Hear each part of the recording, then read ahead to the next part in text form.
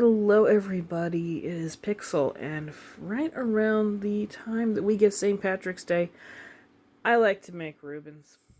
But today we're going to be making deep dish pierogi Reuben casserole. And for that I'm going to need a pack of 16 pierogies, about a half a cup of sauerkraut, 2 to 3 sweet pickled jalapenos, 1 teaspoon of Dijon mustard, a cup of mayonnaise, about 2 tablespoons of green onion, a pound and a half of corned beef or pastrami, and 2 cups of Swiss cheese. Last but not least, we will need gochujang chili sauce and 2 tablespoons of butter. And I must guarantee you money that I mispronounced that. Well, let's go. Now, before we can cook our pierogies, we're going to need to make the special Thousand Island dressing we're making for it. Normally, Thousand Island dressing has pretty much 3 base ingredients: ketchup, mayonnaise, and relish. This one is going to have 2 tablespoons of our chili sauce, the cup of mayonnaise, pickled jalapenos, and the teaspoon of Dijon mustard. Setting it aside into the fridge until our casserole is done and needs it. Alright, the first step after our dressing is to get the 2 tablespoons of butter melted down and starting to sizzle. So that is where we'll be adding in the pierogies. You're going to want to get a oven compatible frying pan. In my case, cast iron.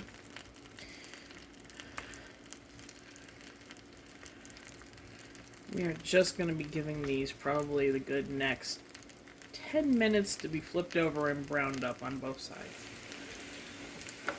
Alright, once those pierogies are brown, we will start putting together the casserole. I've shut off the heat on the stove. Now, the person who cut my deli meat cut it wrong. I was gone away from the counter when he did it and thought I could save time. So these are supposed to be chunks. Instead, I just cut them into bigger deli meat size chunks, and they'll still work. And put sauerkraut. And when you put the sauerkraut in, and I have already pre-done it, squeeze it out as much as you can. Some of the green onions, save some for the top. A good cup of the Swiss cheese, of the corned beef.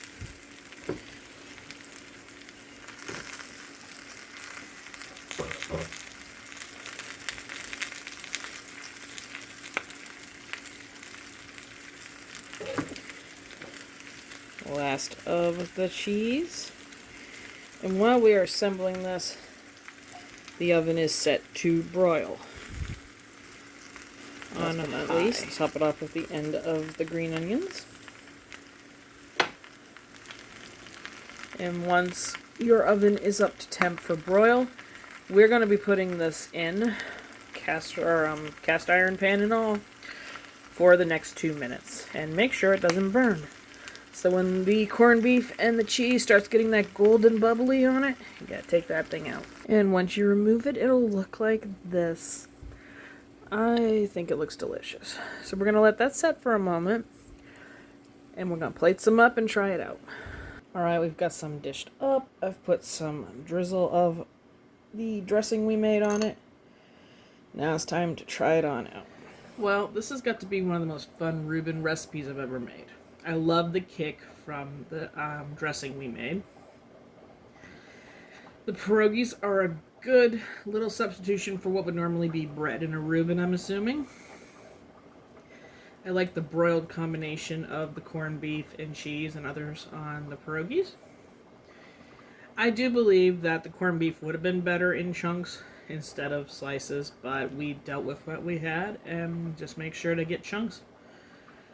Overall, I would make this again. It really didn't take long. It's delicious. It's a great little playful take on a Reuben. So, you like what you saw? Don't like what you saw? You know what to do. Leave me a like. Leave me a comment about it. And I hope your St. Patrick's Day is just as fun as any other St. Patrick's Day can be. See you next time.